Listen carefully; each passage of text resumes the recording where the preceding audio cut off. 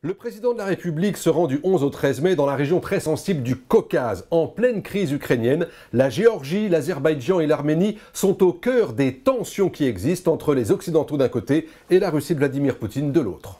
Les diplomates français qui ont préparé ce voyage ont beau dire qu'il ne s'agit pas d'une provocation à l'égard de Vladimir Poutine, il n'empêche que le déplacement de François Hollande à Tbilissi, en Géorgie, risque d'être perçu comme tel. Déjà, sous Nicolas Sarkozy en 2008, la France était intervenue pour empêcher une intervention militaire russe d'aller au-delà de l'Ossétie et de l'Abkhazie. Depuis, la Géorgie a accéléré ses rapprochements avec l'Union européenne et avec l'OTAN. La Géorgie fait partie désormais de ce fameux pacte oriental avec l'Europe qui prévoit avant l'été prochain un accord d'association, celui-là même que l'Ukraine a refusé de signer en novembre dernier, ce qui a déclenché la révolution de Maïdan et l'annexion de la Crimée par la Russie. Aujourd'hui, la France entend rassurer la Géorgie, c'est le mot qui est mis en avant face à l'impérialisme russe, mais Paris explique qu'il n'y a pas de contradiction avec la volonté d'avoir une relation équilibrée avec la Russie de Poutine. Prochaine étape en septembre prochain, lorsqu'au sommet de l'OTAN au Royaume-Uni, il sera à nouveau question d'un processus d'adhésion de la Géorgie à l'Alliance Atlantique,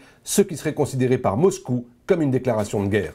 À Bakou et à Yerevan, les choses sont un peu différentes. En Azerbaïdjan d'abord, grosse puissance pétrolière, la France a de gros intérêts économiques, tout comme les Russes, mais aussi les Turcs.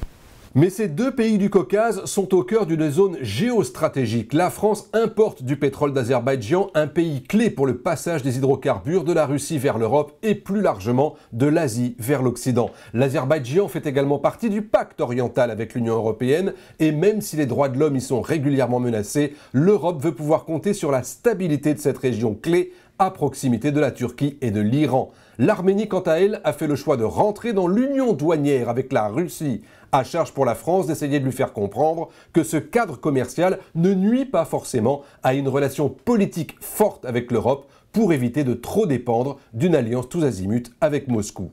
Avant de se rendre dans le Caucase, François Hollande s'entretiendra longuement avec Angela Merkel lors d'un sommet informel en Allemagne. Pourquoi ? Parce que la France et l'Allemagne cherchent à maximiser leur entente dans le dossier ultra sensible de l'Ukraine face à un Vladimir Poutine de plus en plus imprévisible.